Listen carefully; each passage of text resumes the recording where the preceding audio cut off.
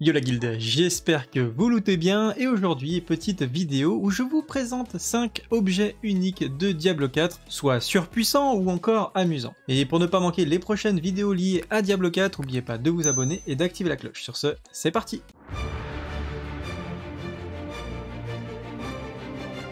Comme je vous le disais, je vous présente donc 5 objets uniques de Diablo 4. Donc ça a été un leak qui a été présenté sur plusieurs sites.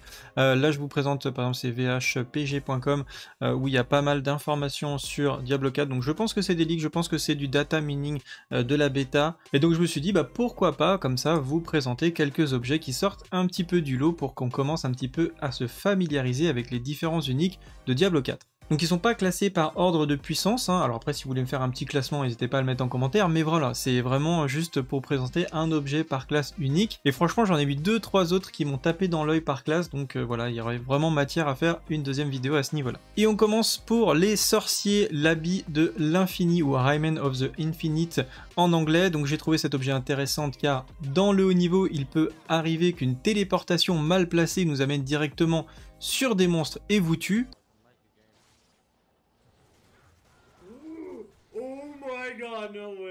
Et là en fait la particularité de ce légendaire c'est que à chaque fois que vous allez faire une téléportation, donc non seulement ça va attirer les monstres sur vous, ça va bien les paquer, mais en plus de ça, ça va les étourdir pendant 2 ou 3 secondes. Alors évidemment, il nous faudrait peut-être un petit buff unstoppable, je crois que le téléport le fait, il me semble par défaut.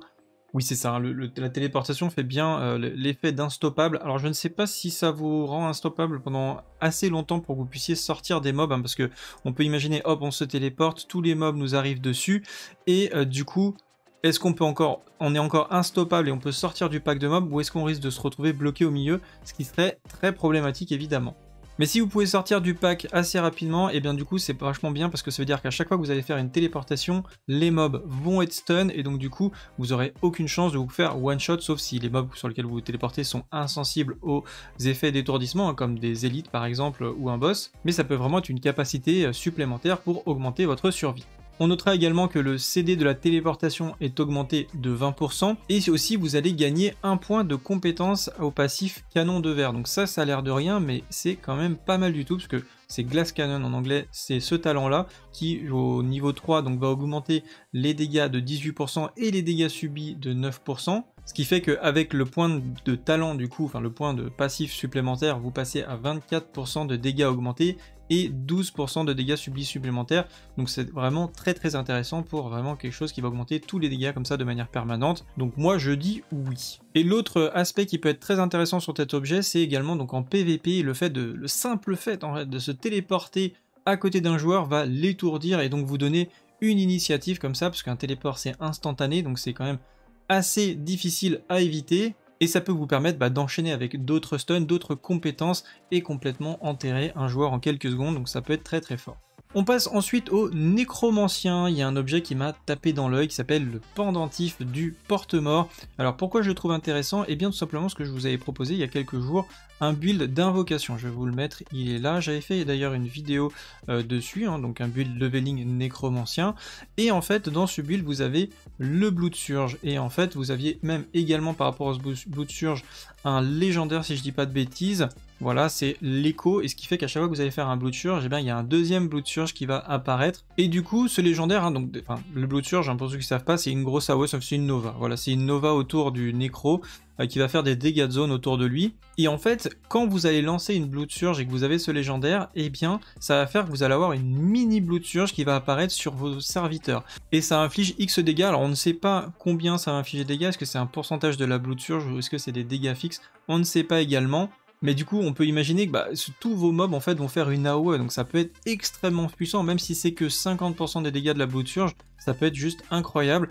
Vous faites ça au milieu d'un pack de monstres, vous avez vos différents serviteurs qui sont un petit peu de partout, et là, tous les mobs, en fait, ça fait une énorme écho, et tous les mobs vont exploser, en fait. Sachant que si en plus ça marche avec la fixe qui fait que ça va proquer donc une deuxième Blood Surge et que ça proc encore une fois le légendaire, donc ça veut dire que vos mobs également vont faire un écho de la Blood Surge, donc là je suis pas du tout sûr que ça fonctionne, mais alors si c'est le cas, ça va être encore plus fort. Et on peut essayer d'imaginer aussi ce qui se passe contre un boss. Si vous avez par exemple des invocations, vous avez beaucoup de mêlées, tous les mobs vont être agglutinés autour du boss, et là quand vous allez faire un Blood Surge, l'écho sur vos serviteurs de la Blood Surge peut faire également un très gros burst mono-cible. Ensuite pour les voleurs, on va retrouver le Wind Force, hein. Donc c'est force du vent en français, mais je préfère quand même l'appeler Wind Force, hein. C'était un objet assez connu, hein, de nom de Diablo 2, mais cette fois on le retrouve avec des nouvelles caractéristiques. Et ce qui nous intéresse, enfin ce que j'ai trouvé très intéressant dans ce légendaire, c'est un coup de chance qui fait que les attaques que vous allez faire avec le Wind Force, eh bien, ont de 10 à 20% de chance de doubler, repousser les cibles. Alors je tiens à préciser que 10 à 20% de chance de coup de chance, c'est pas vraiment 10 à 20% de chance. C'est plutôt que votre coup de chance a 10 à 20% de chance de déclencher l'effet. Et vous retrouvez d'ailleurs donc sur mon site, voilà, c'est là. J'ai fait un article sur les coups de chance, donc si vous voulez un petit peu mieux comprendre comment fonctionnent les coups de chance, parce que je vais pas forcément le faire dans cette vidéo, j'ai d'ailleurs toujours pas fait la vidéo sur les coups de chance, mais vous avez un petit article ici explicatif sur les coups de chance. Déjà, ce qui est très intéressant sur le système de coups critiques, on va dire, c'est que si vous faites une attaque de base qui fait 1000 de base, que vous allez faire un coup critique, donc du coup si vous avez aucune amélioration, ça fait qu'au lieu de faire 1000, vous allez faire 1500. Bah là vous allez du coup doubler cette valeur là, parce que vous proquez le coup de chance sur cette attaque qui a déjà critique, ça fait que vous allez faire finalement 3000, donc on voit déjà que ça fait 3 fois les dégâts, et ça peut très vite se démultiplier, parce que si vous avez des dégâts critiques ou des dégâts augmentés, c'est un très bon coefficient multiplicateur, qui est vraiment ce coup de chance qui va arriver à la fin, qui va vraiment multiplier le dégât. Mais là où je pense que c'est potentiellement le plus broken, c'est le fait que ça va repousser la cible, et ça on a pu le voir, enfin j'ai pu le voir sur certaines attaques, comme par exemple le kick du guerrier qui repoussait les élites. Je ne sais pas si on peut repousser les boss, mais potentiellement ça peut nous permettre de gérer des mobs donc vraiment en mono-cible, et de les bloquer en fait contre un mur si ça proc suffisamment souvent, donc ça va vraiment dépendre de notre capacité avec le temps à monter notre coup de chance de manière suffisamment importante pour pouvoir comme ça avoir suffisamment de proc, mais franchement, vu la vitesse d'attaque d'un voleur, si vous montez suffisamment votre coup de chance, ça peut être assez incroyable, et surtout, là où à mon avis c'est abusif, c'est en PVP, si ça proc suffisamment, bah le mec vous allez le repousser à l'infini contre les murs, vous pouvez littéralement peut-être bloquer un joueur contre un mur. Donc voilà, je suis assez curieux de voir comment va fonctionner cet objet là, dites-moi ce que vous en pensez en commentaire. Ensuite pour les druides, on a l'hilarité du loup fou ou Mad Wolf Glee, alors je sais pas si la traduction est vraiment accurate, mais je l'ai trouvé assez stylé puisqu'il vous permet bien, de rester en permanence en forme de loup-garou, en plus de vous donner 2 rangs à toutes vos compétences liées au loup-garou. Vous avez l'équivalent hein, évidemment pour la forme d'ours, donc voilà, je vous en parle de 2, mais voilà, on va dire c'est 2 en 1, et vous avez donc 2 uniques qui vous permettent comme ça de vous transformer. Alors est-ce que vous pourrez garder la forme de loup vraiment de manière permanente, même quand vous êtes par exemple dans la ville? Ça je ne sais pas. À mon avis, il y aura quand même mieux en unique en termes de puissance, mais celui-là, il fait partie, je pense, des plus stylés. Et puis pour ceux qui veulent vraiment s'optimiser sur la forme de loup ou la forme d'ours, c'est vrai que ça sera un très bon unique. Et enfin, pour le barbare, on finit quasiment par le meilleur. Franchement, celui-là, je pense que c'est vraiment un des plus abusés.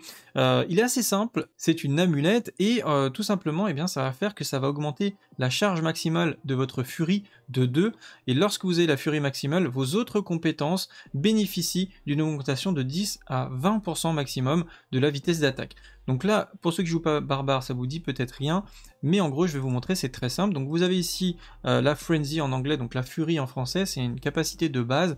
À chaque fois que vous allez taper une unité avec ça, eh bien vous allez avoir un stack de vitesse d'attaque. Donc 20% avec un stack, 40% avec 2 stacks, et 60%, donc c'est le maximum, avec 3 stacks. Donc du coup, vous pouvez avoir 2 stacks supplémentaires, donc ça veut dire que vous pouvez aller jusqu'à 100%, parce que c'est 40%, donc 20 par stack, 100% de vitesse d'attaque, donc déjà ça en soi, c'est quand même assez incroyable. Mais en plus de ça, quand vous serez donc au maximum de vos stacks, ça va augmenter votre vitesse d'attaque sur toutes vos compétences, donc ça c'est aussi insane. Et voilà qui conclut cette première vidéo sur 5 objets uniques de Diablo 4 surpuissants ou amusants. Vous pouvez me partager également en commentaire quels sont selon vous ceux qui sont le plus intéressants et que je devrais mettre potentiellement dans la prochaine vidéo. En tout cas, si elle vous a plu, n'hésitez pas à la partager et à la liker. Sur ce, à la prochaine vidéo. Salut à tous, salut les guilds, ciao bye.